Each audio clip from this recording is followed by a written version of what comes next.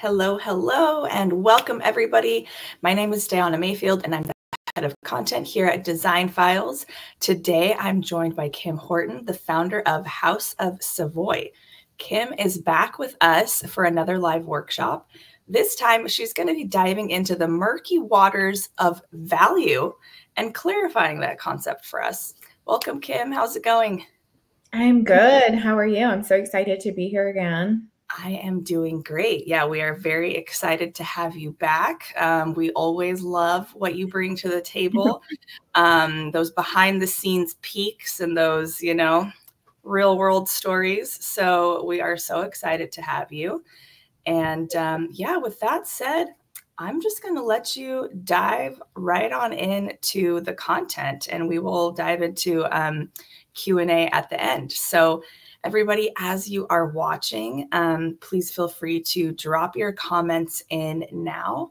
So that way, when we get to Q&A, we've already got some questions to answer. Okay, I'm going to hop off and Kim is going to take it away. Thank you so much. Perfect. Thank you so much, Diana. I'm so excited to be here again. This is a subject that's near and dear to my heart and something that I just went through myself. So I'm so excited to be able to share it with you guys today. So today we're going to be talking about unlocking client trust, the art of communicating your value as a designer. So this is for you if you're an introvert by nature, you have a hard time communicating or believing in your own worth. You have clients who are constantly undermining you. You have clients who've gone rogue in the process. You're a newer designer without the experience to draw upon. You don't know how to sell yourself, or you want to know how to sell yourself in today's market of building connections. I have been all of these things. So if you're here and you're experiencing any of these, welcome, join the club. By the end of this webinar, you're going to have an established system for building trust, an onboarding process that's going to do all of the work for you, the confidence to sell yourself to clients. And I want you to stay with me until the end because I have a free gift for you guys that's going to walk you through a lot more of this in depth. So we're going to start off with some brutal honesty. That's just kind of how I am, pretty straightforward. So hi, I'm Kim. I have clients who've micromanaged me. I've fired more than 6 clients in my past. I am always putting out fires. I have felt taken advantage of by clients. I've been consistently burnt out after projects. I've also felt very frustrated at the end of the project with how the project went. I did not want a repeat client. Sounds terrible, right? But every time I got to the end of a project, I said I wouldn't work with you again, 10 out of 10. I had very rigid boundaries, and I was really focused on educating clients about how I work. With all of that, I'm also 8 years in business. I'm a luxury residential interior designer in the small state of Connecticut. I have projects that range from 5,000 to 10,000 square feet. I've been an award-winning designer and have more awards than years. I've been nationally published. I've been a guest speaker with a couple of different platforms now, and I'm an upcoming educator at Luann University. And even I have had all of these problems. So the tipping point for me was a client sent me an email saying, you're a designer, you should be able to pick out these items in 5 seconds. Cue eye roll on my part. I was next level mad when he sent that to me, and I was very clear that he just didn't value me. But in thinking about what he said, he wasn't wrong. I knew exactly what he needed. It was a 5-second decision. And my upset was not that my time was being devalued. It was that I was being devalued. And so with that, I decided I had it. I was sick of clients. I was sick of where this was going. I was too frustrated and too burnt out. And so at the absolute height of my career, I decided to tear it all down and rebuild it back up in a way that worked for me. And so I rebranded my whole business, everything from the name, the website, to who I served, to how I communicated. In fact, the only thing that remained the same was my process, and even that had a couple of changes to it. And so with that, KH Home Designs was dead and gone, and introducing House of Savoy was my new brand for these new clients. And now I have ideal clients with dream projects. I've closed all of the leads that have come my way. I have a much more relaxed pace with clients. I'm really putting the focus and emphasis on building trust and rapport with my clients and showing up for them. I'm charging my worth, not my time, and I'm not feeling overworked or underpaid for anything that I'm doing. And all of that has led me to closing a $50,000 design fee after currently being stuck in the $15,000 to $25,000 range. I just finished a 10,000 square foot home project. I just onboarded a 13-room project. Also just closed on a historic home. I'm earning six figures on multiple projects of mine. Instead of doing one room here and there, I'm now focusing on whole floor or whole home projects. And I have projects that are committed to multiple phases of work that are going to span throughout the couple of years. But this isn't really about my rebrand. This is about what I did after I rebranded. And that's what we're going to be discussing today. So communicating your value is single-handedly the path to ideal clients. And I don't care what anybody else says. If you are not communicating your value and you are not building trust and rapport with your clients, this is always going to end up being a negative situation. So you guys have probably experienced some of these things before. There's a lot of things that go into a client who doesn't value you, and some of these may not be the most obvious things. A client isn't just going to come up to you and say, hey, by the way, I don't value you at all, so I'm about to freight train this whole process and take over. That's not how it goes, but you'll start to see some nuances of things. So for example, you'll have clients who shop your design, aren't open to your ideas, aren't responsive within your time limits. Ask for those trade receipts. We've all been there. That's the dreaded question. Try to take control over the project and sees you as a means to an end. And what I mean by that is, for example, I was looking for a housekeeper, but the thing that I care about is getting my house cleaned. I didn't care who did it.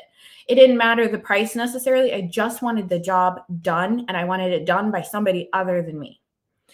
On the flip side of this, a client who does value you is somebody who's going to respect your process. They're not going to shop the look. They have a you're the expert mentality, which means that they're going to be open to fresh ideas and to anything that you offer as a designer to bring to the table.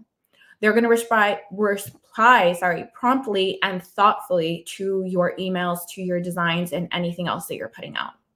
They're going to respect your pricing model and not argue with you or nickel and dime you. They're going to let you lead the project. And there's somebody who's going to want to work with you specifically. So let me tell you a little bit about what a ladder of value is and the epiphany that I had. So a ladder of value is basically the psychology of selling in a financial value aspect. So what that means is it's a marketing strategy that's designed to take customers on a journey from a low-priced entry-level product all the way into their premium product. You've definitely experienced this, and doing webinars like this is exactly one example of that. But the goal here is to create products and services that are progressively more valuable. So the greater the value, the higher the cost. And with each step, you're building one after another. It's like building blocks. So I'm going to tell you about the epiphany I had. I was sitting in a marketing session with my marketing person who is absolutely fantastic. And she was explaining this to me, kind of going over the principles of it. And basically what it is you start as a freebie and an opt-in on the website. You move towards a low paid webinar or product that you're going to purchase. And then you move up towards, let's say, an online course that's going to cost a little bit more money, going to be a little bit more involved for time, all the way to group coaching and one-on-one, which are going to be those high ticket value items. And so this is how, when you're entering a program, this is what they're going to do for you. So I had a moment and I was sitting there going, well, I've rebranded. I've hated all of my clients. This isn't working. Maybe my problem is communicating my value. Maybe my focus and my emphasis has been so stuck in my own narrative of why would somebody pay $50,000 for a designer and for their time, and more about educating the client on the design process to try and mitigate some of those things. And so what I came up with was creating a ladder of emotional value. And essentially, this is going to be incrementally talking about your worth to clients based on the level of involvement that is happening. The more engagement, the more trust building needs to occur. And so I took the same principle of marketing and I just applied it to interior design. So first you have your website. That is your first introduction point to your client meeting you. It's going to be minimal interaction. There's no face-to-face. It's just all of your words on paper and a client hopefully sticking to those words and liking what you have to say. Then you move on to the discovery call process. A little bit more time on the designer's part, a little bit more time on the client's part, but you're going to want to keep it short and sweet to be able to get your message across. This isn't like an hour-long conversation. They're normally 15 to 30 minutes. And then you're going to move on to a consultation. Now, this requires more time on your part and the client's part. You're going to get more in-depth, more personal. You're inside their house. You're all up in their life. This is going to have a lot more involvement. But the goal is ultimately to get them to the proposal presentation where they're signing your design fee without arguing with you and paying that big investment for your services. So as I worked myself through this, I ended up realizing that by implementing this process, I fixed a year-long problem that I never thought I would have been able to have fixed before this. And when I did fix it, these were the responses I was getting back from clients. I had one client, I put out the $50,000 design fee. She paid it in 5 minutes flat and then said, this is such a good price. We know that you have a lot of work to do. This is so reasonable to us. Right there, I'll tell you that was my indicator that I probably should have charged a little bit higher for that project. I also had a client who we have minimum expenditures and minimum project requirements. And he sent me an email saying, I understand that you have minimums and I respect that this is your cost to get out of bed. Absolutely. I thanked him for understanding that. And we moved on without a hitch. And then I had another client say, I understand. And please know that I do value your time when she was delayed in giving her responses to me. All of these things have come because I've implemented the ladder of value and I've communicated all the way through what I expect. And I've established trust with my clients throughout the process. So now we're going to talk a little bit about how you're going to create your own ladder of value. First things first, you need to understand your unique value proposition. And I think that this gets a little bit lost in marketing terms where you hear that and you're like, ugh, what is special about me? How am I going to figure this out? So the two questions that you have to answer are, what is special about you? And what do you have in common with your ideal client? And so I want you guys to take a moment and just drop some answers in the chat as they come to you. This is not meant to be brain work and be time consuming. This is just meant for you to think on your feet really quick. What is special about you? So for me, while you're doing that, here are some examples. I've won 13 awards. I like really complex projects. I have twins and a neurodivergent teenager. I renovated my own house and I had a difficult contractor. I've taken classes at the Ritz-Carlton for client experience. I'm a solopreneur. That is a big, big emphasis for me. The opposite can be true too. Your unique value proposition can be that you have a large firm. There are so many people there in the project and things are getting done. I take on a handful of clients. I've been in business for a long time. I've established relationships with high-end contractors, so I come with a thoroughly vetted team. That's a key selling point. And I'm very financially responsible, whether it's in my personal life or in my professional life. So I would love if you guys would just take a moment, drop something in the comments. What is unique and special about you? What do you have to offer to your client? I love that, Lori. You love mixing colors and patterns. Somebody is absolutely going to want that, and that will definitely be a selling point. You design livable homes. That's awesome. Yep. Who doesn't want a livable home, right? The selling point to that one can also be the polar opposite. Maybe you create magazine-worthy homes, and your clients want that. They want the pristine, don't come in this room, don't touch it kind of vibe. I love that, Dana. You've done your own new builds. Yep. Primary and secondary residence. So you can relate to somebody who's wanting that exact same thing for you. So having these points in common is going to be what's going to set the tone for your client, right? It's the easiest entry point to getting your client. They're on a phone and they're talking to you about, yeah, you know, I'm on my second vacation home, and it's very easy to build rapport when you're able to turn around and say, oh yeah, I have a vacation home over here. I absolutely love it. We go on the weekends, right? It's just a very easy way to build connection. I love some of these answers. Understand multicultural design. That is unique and special for sure. maximize small spaces. These are great. So these are all perfect niches for you to be able to say, this is what I do, and I do it very well. And as you can see from my list, this isn't just something that's professional, right? Like, yes, I like complex projects, but the fact that I have twins and a neurodivergent teenager is also a really good selling point, because I work with busy professional families. And so I'm able to say, yeah, you know what? I got twin 8-year-olds over here who are running around doing WWE. So I really get it that your lamp needs to be durable. So the most important part as we kind of go through the rest of this webinar is always understanding your unique value proposition and being able to refer back to it. So we're going to break this down a little bit clearer for you. So there's going to be 4 specific places that you need to sell your value. Number 1, we already talked about it. It's going to be your website. This is the introductory point to you and your business. So I need you to claim who you are, what you do, loud and clear, consistently. You can change your messaging a little bit, but you do need to be very consistent in your messaging. How are you going to solve their problem? What is going to set you apart? Why should they call you and not somebody else? These are the types of questions that you want to be answering as you're putting the copy of your website together. If you're reading a sentence on your website and it is not automatically providing value or communicating who you are, what you do, or who you do it for, you need to go restructure that sentence.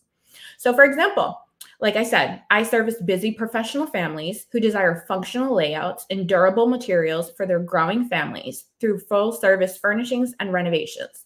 That's my elevator speech right there for you.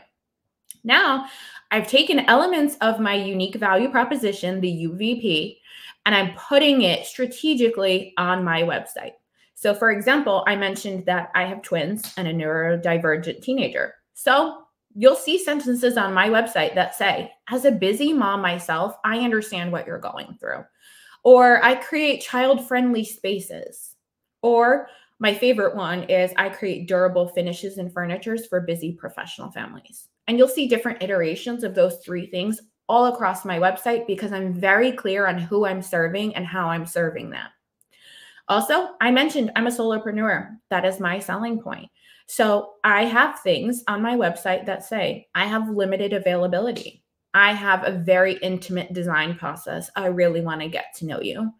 And I like working with aligned clientele. All of that will tell you I'm solo and I'm probably a little bit picky about who I take on, and I'm perfectly okay with that messaging. In fact, the messaging is absolutely intentional. Location number 2 is going to be your discovery call. And so what you want to ask yourself here is, what is the intention and what are you trying to communicate to your clients? So I can tell you, having been in business for 8 years, that I've had 3 different iterations of my discovery call script. And I do have a script. Whether I use it is here or there, it depends. But my first iteration of my discovery call was really focused on closing the deal. You can see right there from the image, I had ready to book or not ready to book. I had a response to go for every single thing that a client would say to me. But my goal was at the end of it to convert them into a consultation, and that was it. I didn't care about red flags. I didn't really care about what their project was. What I really cared about was figuring out what service model of mine they belonged in and then closing the deal. That's not such a bad thing, right? It is true. You do need to know how to close a deal, and you do need to know what service tier they belong in. My second iteration built upon my first iteration, but this time, as I had mentioned, I had a lot of red flags client. And so this time I was really focused on tweaking my discovery call process to focus on those red flags. This checklist that you see here is literally my checklist. It's my internal document where I'm sitting there after the phone call going, did this client interrupt me? Is there a high emphasis on cost? What do I need to pay attention to in this process that might indicate to me that something is coming down the way? Also, not a bad thing. You do need to be able to vet clients. And so neither one of these were necessarily wrong. It just didn't bring me to where I wanted to be, which was building connections and figuring out how to communicate my value. And so my third and final iteration, thankfully, that I've landed on has been a combination of all of those things. But the real emphasis here has been on determining, are we a good fit or are we not a good fit?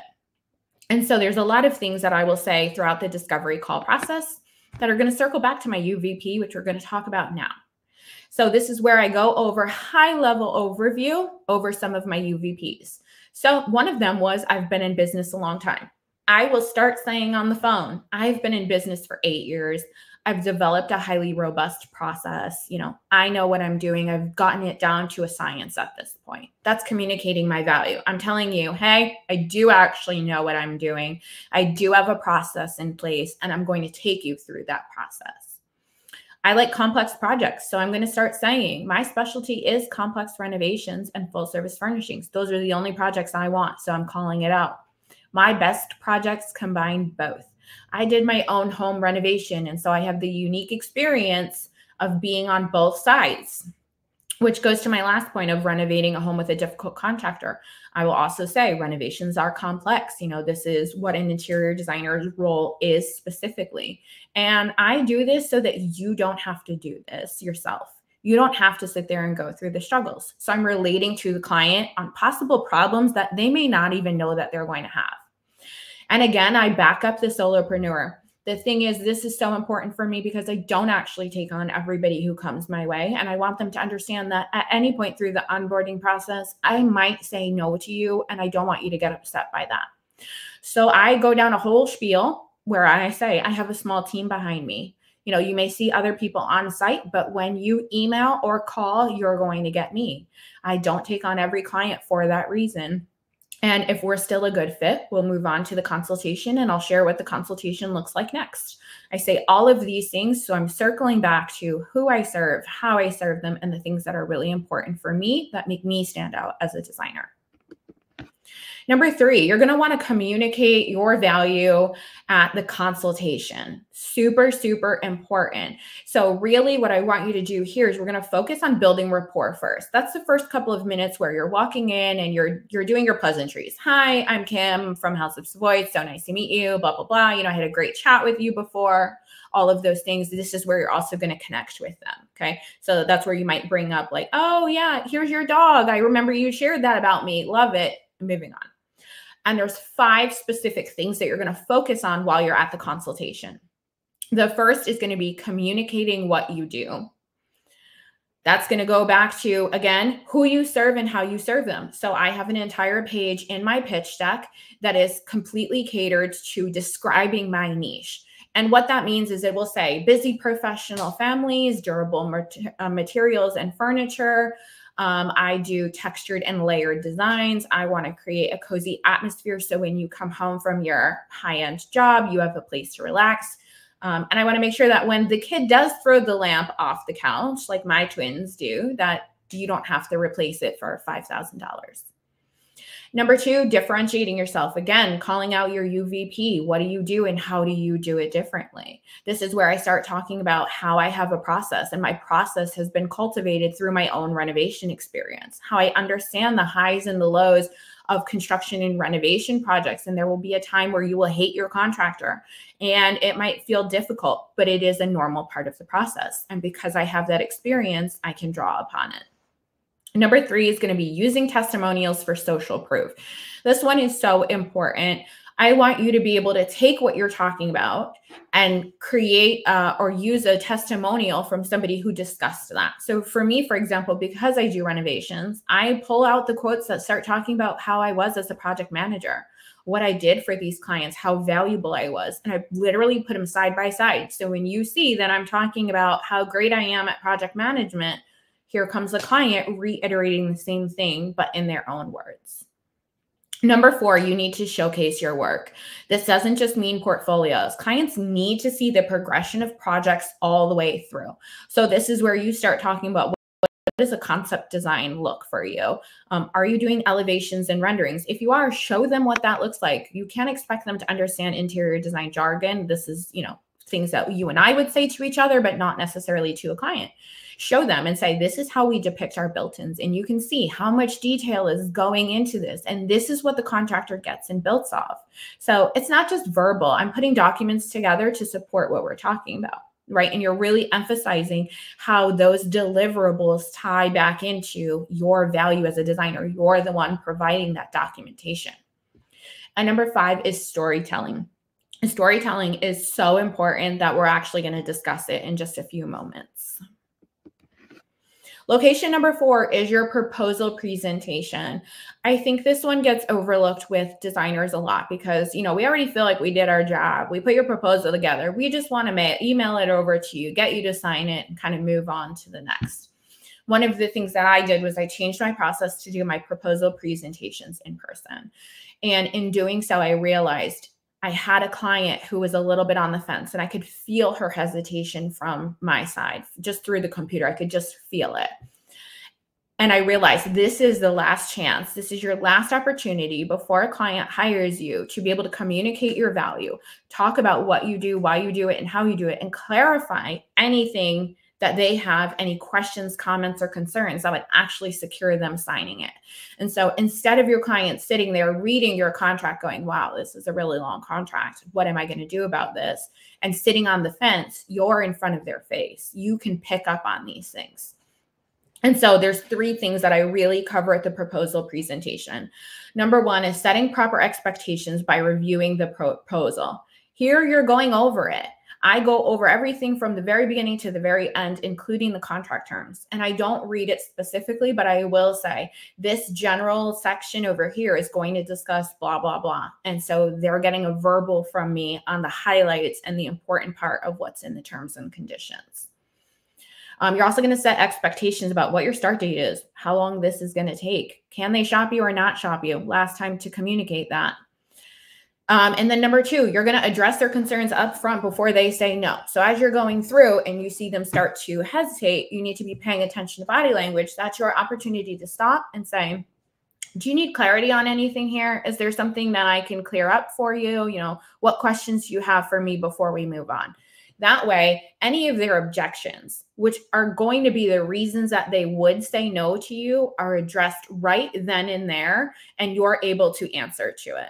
And clients will always have objections. So don't take it personally. There will be something that will hang them up and they'll need clarity on it. And it's better for you to be in front of their face to give it to them than to let them sit there in it themselves.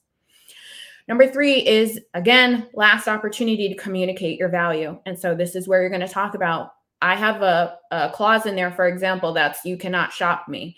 And I will say that very clearly, like, when we are working together, you are not going to go shopping or do anything that's going to impact the design, because it's going to take a lot longer on my end. And you've hired me for this very specific reason in order to be able to provide the service for you. And I'm constantly reminding them, you've hired me for this. This is my responsibility. It's okay for you to take a back seat. I'll do it for you. And along with the lines of calling out their behavior as you're paying attention to it, this part's really important. And there's a little level of tact that goes with this, right? But if you see a client is hesitating, you do need to call it out right in the moment. Don't just say, okay, great, and walk off. You really need to sit down and say, you know what? I think that this looks like it might be a little shocking to you. What concerns can I address for you? Or, you seem to be waffling on this a little bit. And I understand, this might be a big number. It might be bigger than what you were expecting, but did you have an expectation of the cost?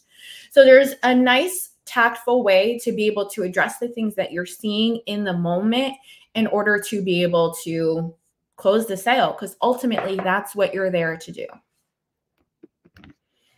Okay, this part has been the absolute game changer for me. So I'm going to share with you 3 different stories that you should be sharing in your pitch deck. The first one that you need to share is what I call your what happens without me story. This is really a story about the time that you caught a mistake, a scenario where you saved the day, or where your position on the job was validated. You want to share this because sharing a story is a great way for a client to connect with you and what you're saying in a way that doesn't sound like it's coming directly from you. And so I have 2 different pages on my pitch deck. You're looking at both of them now. One is on the left and one is on the right, where I clearly set myself apart. So on the first part, you'll see all of these drafting plans, right? And I share a story about how a contractor who was on the job before me did the floor plans and the as-built, and there was a vanity in the hallway. And I will tell my clients, that sounds ridiculous, doesn't it? And the contractor, whose responsibility is not to be a designer, decided that it was best to leave the vanity in the hallway. And then the client hired me. I redlined all of the plans and came back and said, hey, we're actually putting an addition onto the left side of this. Why don't we just put the vanity into the addition? Game changer. I mean, honestly, you would have thought that I had said something that was worth a ton of gold. And I was just sitting there going, I think this is kind of common sense, guys, but that's okay. And so anyways, I share this story to say that it's not the contractor's responsibility to do the design work and to give the most functional layout to clients. This is where I sold my value of, without me, this mistake would have occurred. With me, this mistake was caught, and this client had a very functional layout. So along those lines, on the right-hand side, I have an entire page dedicated to breaking down what my role actually is. And I think that this one is the most clear and concise way to communicate your role as a designer. So feel free to take this and use it on your own pitch deck. But I start to explain that there are 3 people on the renovation projects that I work on: architects, designers, and contractors. And each one of us has very specific and very definitive roles with no overlap. And I emphasize that because some people will think, you know, an architect does design work too, or the contractor can just pick the finishes for you and it'll be fine. No, I want all 3 people, and I want renovation projects. And so it's super important for me to be able to set myself apart. And so I will share things like, you know, the architect is going to review the project from the outside in. He is really focused on giving structurally sound and to code designs, versus I am going to do things from the inside out. Polar opposite. I want to design interior spaces that are personalized and functional. No overlap, right? And the contractor is going to take the architect's and the designer's information and build it from the ground up with all of the personalizations, the to code, everything else that needs to be considered. So right here, I've just clearly defined for my client where my role is and how my role is very different. So if they're sitting there, there's no way they can say, well, we can do this without a designer, because I've just emphasized how important my role actually is.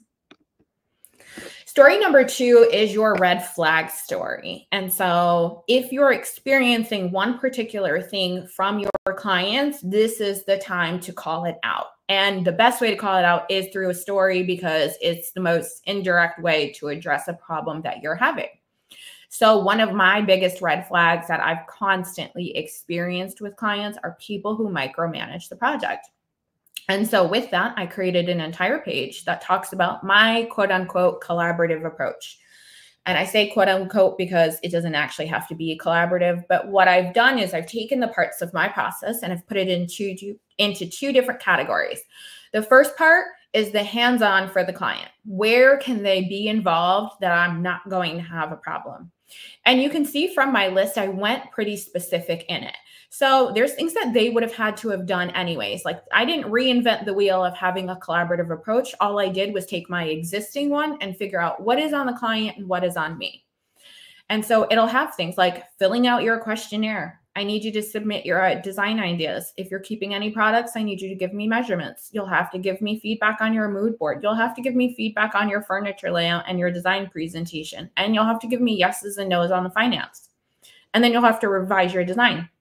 And so what I do is take clients through the journey of working with me in this collaborative approach. Here is the part where you can be hands-on.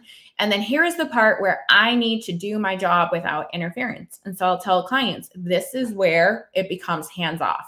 I'm going to implement the design with the information that you've given me and my own knowledge, experience, and expertise. And then I'm going to submit the design to you for feedback. And then it's going to come to me and I'm going to revise the design. That part is on me as well. And I make it abundantly clear. Listen, you get veto power the whole way through, but there's parts that are for you and there's parts that are for me, and there's not a lot of overlap in it.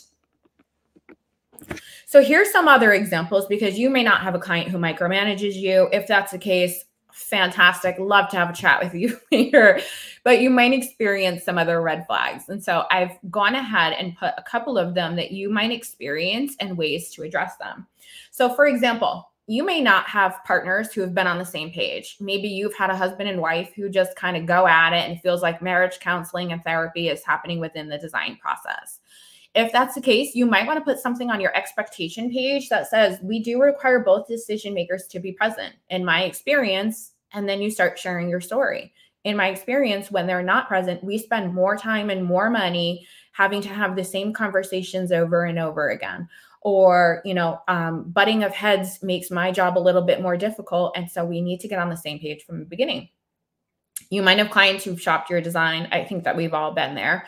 This is where you want to reiterate on your process page and start talking about what it is like to work with you. And so you might say something like, we've had clients go shopping before and then start sharing your story. That one might say, we've had clients go shopping before and we find it really impacts the design. Then we're constantly having to reconcile what you're sending us versus what we think is best for the design. And we really hate to tell you no. And sometimes we just have to. You might have clients who are not responsive or not responsive within the time frame that you need it. Like, decisions shouldn't be taking a month to be made. They should be relatively, 7 days-ish. And so you might want to put on your expectations page, we're engaged and responsive. We're dedicating our time to you. And so we ask that you are too. We find that when there's delays on the project, and then share your story. What have you experienced that has caused that? You might also be like me, who has clients who've overstepped. I mean, I'm going to be honest, I've had all of these. But anyways, you might have clients who have overstepped the designer's role. And so you might want to put a whole page dedicated to what your role is. And I did that in one of my welcome guides. I had a list of like 50 different bullets that laid out, I do this, this, this, and this. And it was everything from site planning and measurement all the way through installation. So I could visually show a client, like, these are all the things that I'm doing for you throughout this project. And that's where you might want to sit there and communicate that you're serving a very important role and that your role is to blank. And you find that when somebody else tries to take over the project or a micromanage, it causes a lot of unnecessary tension or whatever your story may be. I have another story that I'm going to share with you in just a moment. Oh, sorry, backing up. Nope. So I had a story with a client who was micromanaging the project. I laid down her area rug in anticipation for a 500-pound pool table to come in, and she just couldn't get out of her own way. And at the end of the day, it ended up being a argument and a half about me having to come back there and rework it. I did charge her because I'm a stickler for, if you're making me do this and it's outside of my process, I'm going to charge you for it. And it cost more time, more money. And then we had tension and a lot of deep-seated conversations about it. So I will actually address that when I am talking about my red flag story. I'll have a separate page where I say, I really have experienced clients who micromanage projects, and it's been a significant hindrance for me to be able to see your project through in a way that works for both of us and in the most enjoyable capacity. And so I'm not inherently saying this client is a red flag, right? But I am sharing a story that communicates, hey, I've had this experience before and I find it doesn't work for me. And so I'm going to communicate that to you now so that this doesn't happen. It's kind of a soft way of saying, don't ever be this person. Number 3 is so important, right? We just kind of talked about some yuck stuff. So the first story, again, was like sharing something that could go wrong on their project without you. That feels a little heavy. The next story is communicating a red flag, which again can feel really heavy. And so story number 3 should do a lot of work for you. And this really should be what your end result is going to look like. So it's really important to share a story about what they're going to get at the end of working with you. You really want to focus in on an emotion that they're going to experience. So this could be any number of emotions. You can focus on the level of excitement of installation day and all the trucks are coming. It could be the peace and quiet when all the trucks have left. It could be 6 months down the line when they have finally settled in and, their shoes and a mess everywhere, but they feel like they're at home. And so whatever it is that you're promising to your client, this is the time where you share a story on how that works. For me, I do a big reveal. And so I share a story about a client and doing their HGTV inspired reveal that I do. And I share about how they'll walk home and there's a bow on the door and it's literally red carpet is rolled out for them. There's gifts, there's champagne. Like, I really do my reveals up big. And so I talk about the moment of that and how exciting that is as a homeowner to come to your house that's just been converted for you and in a number of hours. But what I also really focus on is the sigh of relief that comes from walking in that door. And so my story, the emphasis of it is on the sigh, not just the excitement, because I want them to feel like they've come home. I want them to feel like they've arrived. And so you need to think about your process in a way and communicate what is the value that you're providing. Are you giving them the sigh of relief? Are you giving them the big excitement of a reveal day? Like, you can be doing all of those things, but there is something particular about what you're doing that also ties back to your unique value proposition. Okay, so with all of that said, hopefully you've communicated your value. You've gone through the process. You've had 4 separate touch points with your clients. You've shared your stories. You know, they're getting ready to sign, and they sign willingly and freely and happily because they're so excited to work with you, because you've shared so much of your experience and what they're going to get at the end of it with you. And so with that, I have a couple of additional marketing tips that are going to kind of help you implement some of the things. So the first is to call out your ideal client and how you help them. We've talked about that pretty extensively over the last 40 minutes or so. Make sure you're really doing that. Number 2, again, is use testimonials to support what you're talking about. I already mentioned that as well. But if you really want to focus on full service furniture, make sure all of your testimonials relate back to that. How were you about ordering custom? You know, and you can ask your clients specifically, like, hey, you know, I'm really looking for a testimonial. I would love it if you could talk about how I am, you know, with custom products. Did I deliver what you were looking for? Were you happy with the comfort, even though you couldn't sit on your sofa? Those are all things that you can ask clients to address for you to make sure that it's coinciding with what you're communicating your value is. Next, you want to let them know what their part is so they feel involved, even if you don't want involved clients. There still is a strategic way to do that. Make them feel like they're involved. If they don't want any involvement, then that is absolutely their say-so. But in order to handle the clients who micromanage, you do need to give them a specific and definitive role and tell them that that is their place. Again, you want to show them the tangible examples of your deliverables. This sets expectations for what you're going to provide them throughout the process. This is concept boards, mood boards, all of your elevations. If you do renderings and you're fantastic at renderings, that can be one of your unique value propositions, and you should be talking about it. You really want to show them the level of detail that is going to go into the deliverable. So for example, if you're only showing them a mood board and a shopping list, I don't know how excited they're going to get if they're spending $5,000, right? But if you're doing full service and there's concept designs, mood boards, design presentations, concept presentations, elevations, renderings, like the whole gamut, a spec book even, you really want to show them an example. And so on my pitch deck, I actually have a screen that has a video on it that shows them what one of my spec books looks like. And so they could see a full project from beginning to end with all of the design, product information, and everything that needs to go for their project, whether it's for them or the contractor. So there's a really great visual for them to be able to tie to. This is the deliverable that they're getting at the end of it. Next, you want to also make sure, again, that you're addressing the issues that you normally face. For me, another example of that is freight versus shipping. I had one client once have an absolute fit that she has to pay 2 different shipping fees. This was like the first year in my business. I myself didn't understand the differences. And so now I know them and I call them out on their own dedicated page. And I will say, you have 2 shipping services. One is actually a pay for service and the other one is the traditional shipping that you are used to. So I address it right then and there so there's no confusion. You want to talk about past projects in passing. This is really important because it shows case studies. So you could be talking to a client and say, oh yeah, you know, I just finished a project right down the street from here. It reminds me a lot of your project. Or they could be talking about the scope of work for the living room and you could mention, oh, you know, I actually did this really great custom sofa in this house on a project 2 years ago. And I really loved that vendor. And I think they'd be a really great partnership for you. So there's ways to be able to bring it back into the conversation. And now if you don't actually have past projects, this is a great opportunity to draw on your past experience. Say, yeah, you know what? I have experienced difficult contractors. You know, my friend hired somebody who took the money and left her, and it was a terrible thing. And so I'm really great now at vetting contractors because I know what to look for, professional to professional.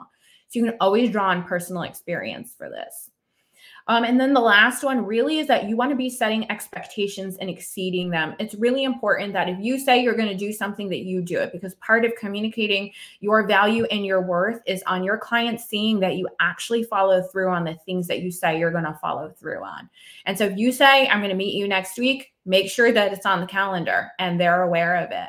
If you say your design fee is going to be between X and X, make sure that you're following that so that there's no surprises for them when it comes time to present everything. Okay, with all of that being said, I did tell you guys are going to get a freebie. So you can use the QR code right here to join my free 7-day Communicate Your Value training series. It's 7 days and 7 emails that are going to take you from clients who undermine you, shop you, and micromanage you to an empowered designer who communicates their value, builds trust, and owns the project without interference. On top of that, you're also going to get my step-by-step guide walking you through this exact process. You're going to get things from my discovery call script with luxury clients to a video tutorial walking you through what my consultation process looks like, what's on each page of my pitch deck, how I communicate that to clients. You'll literally hear the back and forth that I did today. So in just 7 days and 7 emails, you will be able to convert high-paying clients. Again, I walk you through the whole process step by step, incrementally on what's important to say. So with that, let's get to some Q&A. If you guys have any questions, I'm happy to answer. I'm going to leave this up so that you have time to scan the QR code and get in. It is free, so feel free to pop in there. Also, I'm very responsive via email, so if you do have questions, just hit reply. Yay! Excellent job. We got so much great comments. You know what I like about you, Kim, is you're kind of a hard ass. I am. I like it. I am. Yeah. You are like yeah, you got to get those boundaries, right? That's everything. Cool. Okay. So first question is, are you charging for your consultation if it's mostly your pitch deck? I am charging for my consultations. My consultations are 90 minutes long. They are $495 pre-tax, end up about to be $550. The first 60 minutes, I tour the house, talk through their ideas, my ideas. As you can tell, I'm pretty forthcoming. So I will literally tear through the spaces saying, here's all of my ideas. Here's what I would do if this was my space. And then the last 30 minutes, we sit down and go over my pitch deck. And then about the last 2 minutes or so, I tell them what their design fee that they can expect to come on their proposal. And then I actually tell them to pull out their calendar so that we can schedule the proposal presentation right then and there. Nice. Okay. Let's see. Does your pitch deck take more than 10 to 15 minutes? It does. It takes about 20 to 25 minutes. A lot of things are covered in there. It is very interactive. So I'm not just reading off of the screen. I'm looking at the client. I'm going over the things. I always tell them too that they get a copy of it when I'm done. So if they want to go back and review the testimonials or anything in there, they absolutely can. Mm-hmm. Okay, cool. So another question is, how would you do a big reveal for a primary bath if the homeowners are in the house the whole time? Oh, so I will tell my clients that there's a very specific point in time where I'm going to kick them out. And I say it just like that. And I say it very jokingly, but very lovingly. Like, there's a part where I'm okay with you seeing the demo and seeing some of the things go back into place, right? But once the cabinets come in, the tiles getting ready to place, I'm going to shut the door. The contractor will shut the door too. And we really like to have them have that HGTV experience because it is a one-of-a-kind experience. Most clients actually respect that because they do want to enjoy it. And so they're happy to, head down and kind of walk by and oblige. Mm-hmm. Okay. So how long, let's see, I don't know if this was covered, but how long does the pitch meeting take total?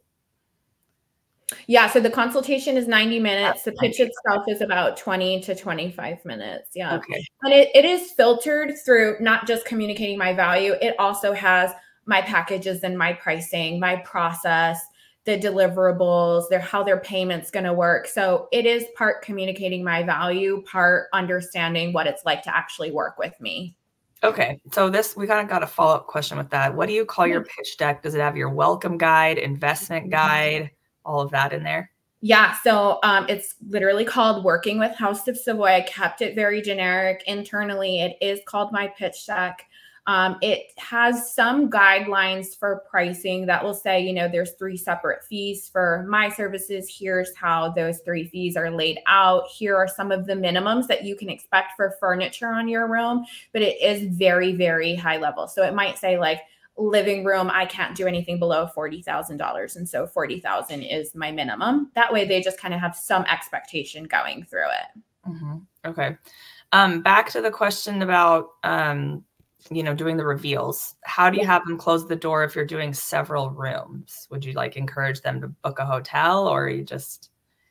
Yeah, I do. I will actually book the hotel for them because it is part of my process. And so it's a fee that I will cover. I will put them up at a nearby hotel.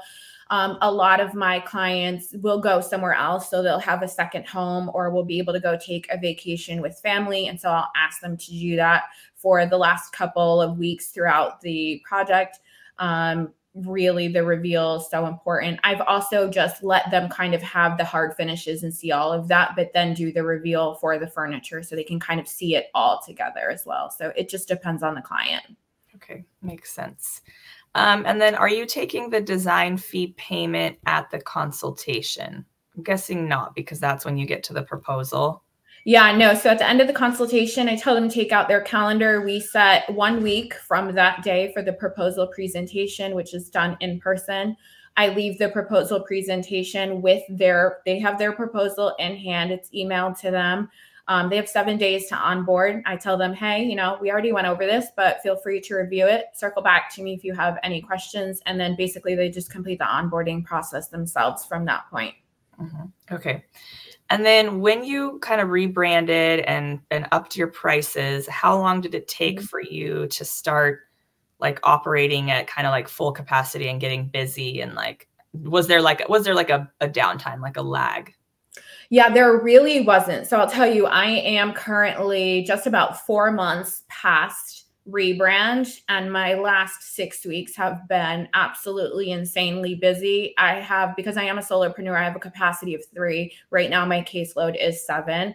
I made that decision because these were all fantastic projects that I wanted. And so I'm doing what I need to do as a designer to catch up to 7 and make it work. But I probably had, I would say maybe 6 actual weeks of downtime where things were kind of coming in slowly. And then it really, really ramped up. Mm-hmm. That's awesome.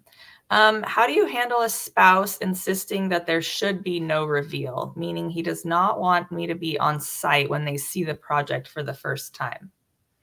I honestly just emphasize how important it is for you to be there. I do my walkthrough at the same time. So it's part reveal, oohs and ahs. Here's your champagne and flowers and all the fun stuff. Here's your special gift.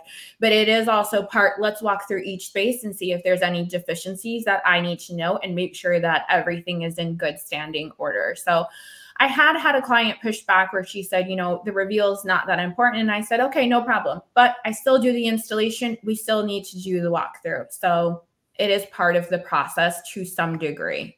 Mm-hmm. Okay, makes sense.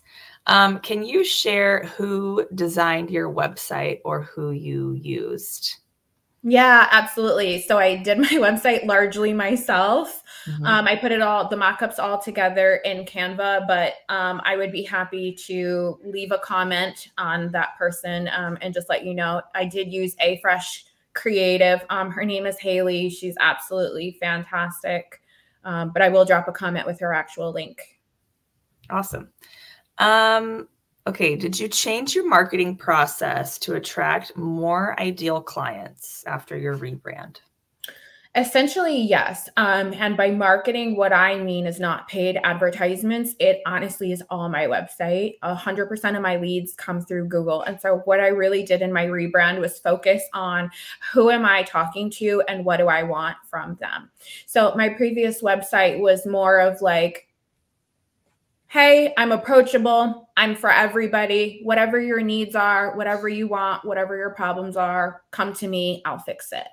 And in my rebrand, I realized that's not what I want. I don't want everybody. I don't want people with low budgets. I don't want people who don't know what they want. I don't want partners who aren't on the same page. And so my entire rebrand, the premise of it was to attract the ideal client that I knew I wanted, but was not actually speaking to.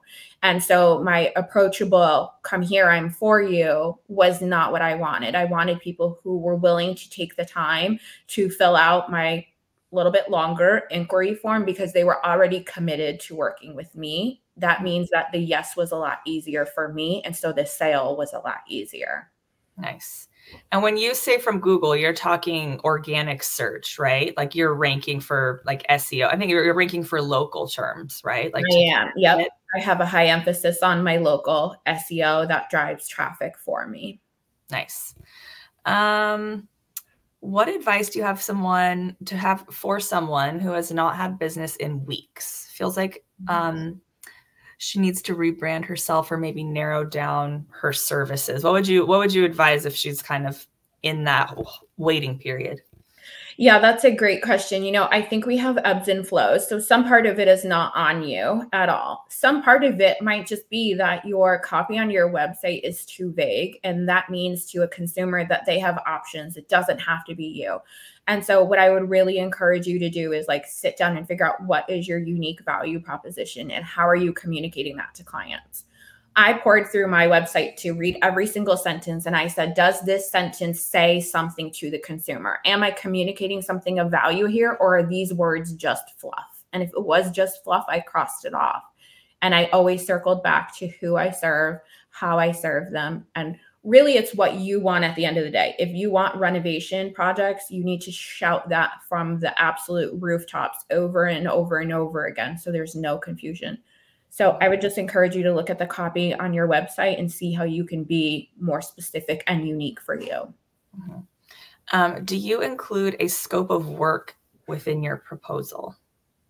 I do. Yeah, it's absolutely on my proposal. I also have because a lot of mine are whole home renovations and furniture. And so after the consultation, my only deliverable is to identify their scope of work and deliver it to them. So I'll just send them, living room, here's the 5 things in the living room that's going to happen, and go through each room.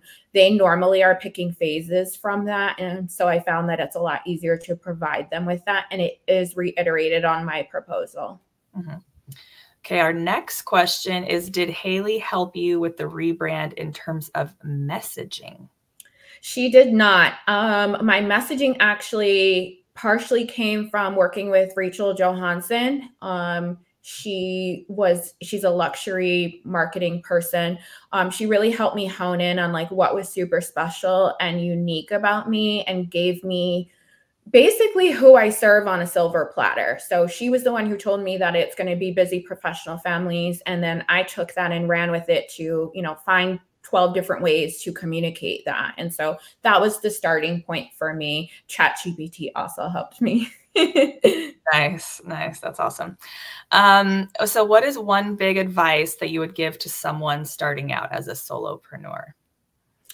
I think my biggest advice would be draw on your personal experience. Like really sharing those stories is really important. And so one part of it is believing in yourself and believing in your own worth, that you have something unique to provide, that you're not just the housekeeper that I was looking for example, right? Like it is you and it should be you.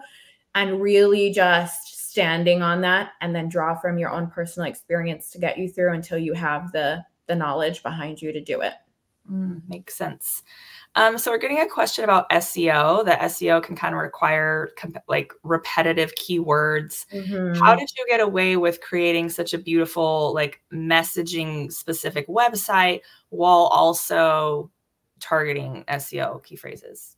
Yeah, so SEO is part using your keywords ad nauseum, but it is also part using adjacent terms. So for example, I do say busy professionals at least 10 different times on my website, but I will also say that I work with busy families, that I work with professionals who have children. And so I'm able to kind of get around it that way. I do also have specific SEO pages on my website where I'm targeting the exact location that I want. And so I'm using adjectives of, different words and different locations to be able to get that message across. Mm-hmm. Did you train yourself in SEO? Did you pay an SEO consultant or take a course, or?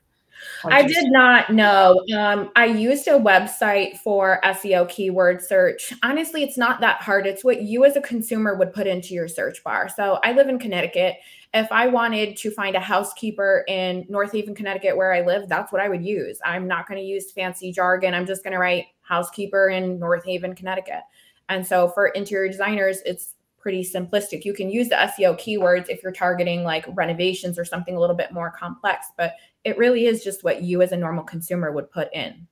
Mm-hmm. Makes sense. Yeah. And then to put those in like your meta description somewhere on the website. Absolutely. And so to that point, I use WordPress and I have the Yoast plugin, which tells me, do I have enough words on this page? Am I using my keywords enough? Is my meta like where it should be? And so they give very helpful tips to be able to get you really good SEO.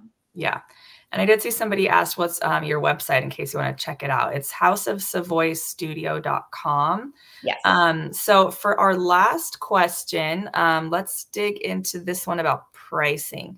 Sure. So please clarify the process between consultation and taking a payment to proposal and taking a payment. Are you creating a design without knowing you'll get the 50K?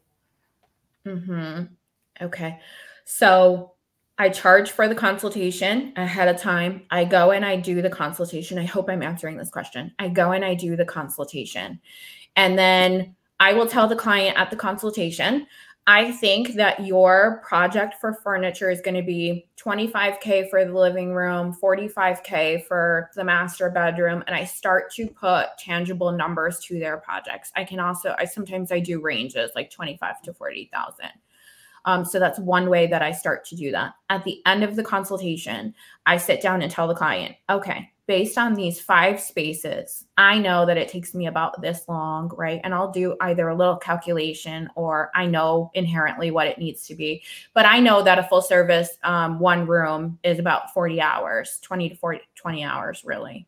And so I will sit there and do the math. You have 5 rooms. Here's where your design fee is going to be. And because I never want to give a specific design fee while not having actually sat down and reflected on it, I will always say a range. So you can expect your design fee to be somewhere between $50,000 to $75,000 based on the scope of work that we discussed. That's subject to change if the scope of work changes.